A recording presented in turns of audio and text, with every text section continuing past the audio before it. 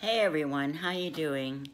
I just wanted to share a little something that I've got here. It's written in front of me, so I'm going to kind of be reading it, but I thought it would really touch some people who are watching this.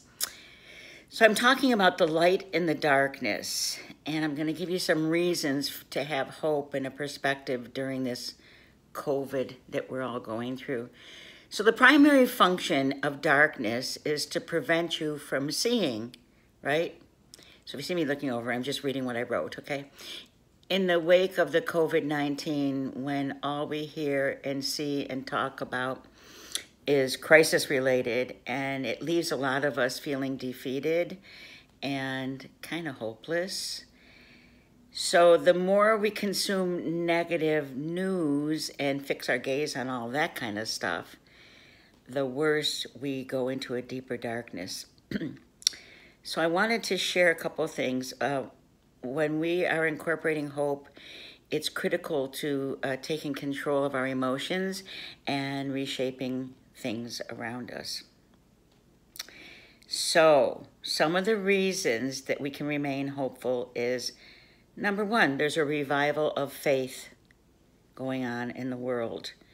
Whatever faith you are, despite that worship service were suspended and church and temple doors and mosques and so on were all closed down, there's a proof that people were returning to God at this time, okay? So people were asking for prayer, people were returning to God, not just COVID related, but any type of prayer request. We were getting lots of them, but people are actually reaching out in their faith.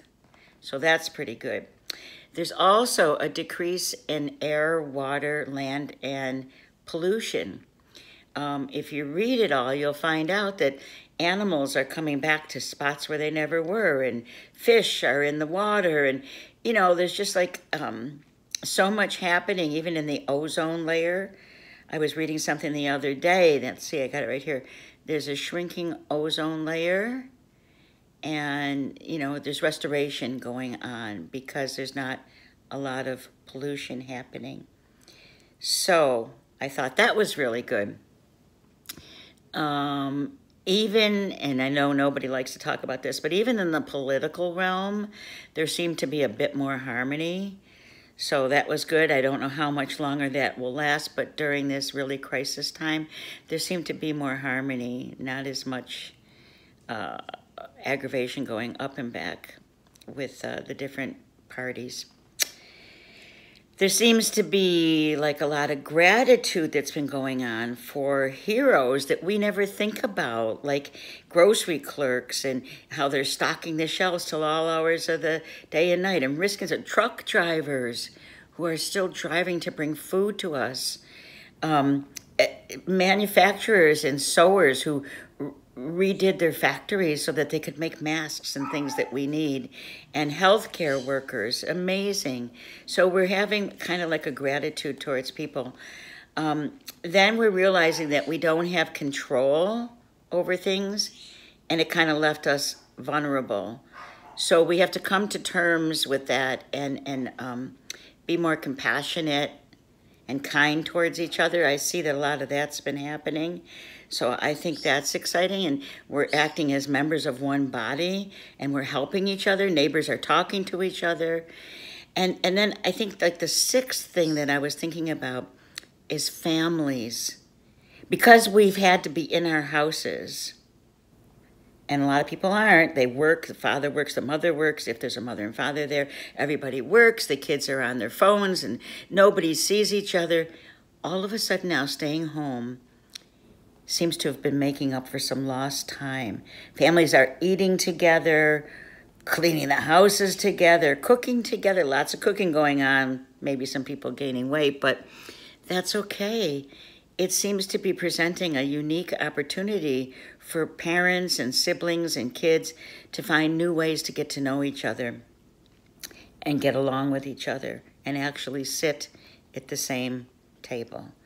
So just a little thing to take away with you right now is seeing hope during this transition from dark to light will require a strong faith, while you're continuing to take a wider and more balanced view of the events unfolding in our lives and the world.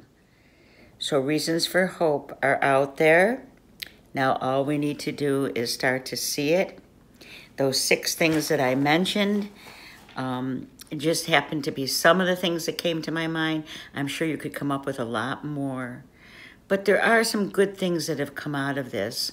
And we need to just reach out with love to one another and start to concentrate on some of the good.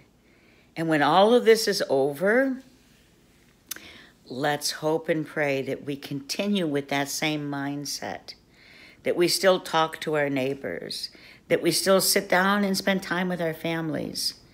Those things have been missing for so many years, and they need to be back.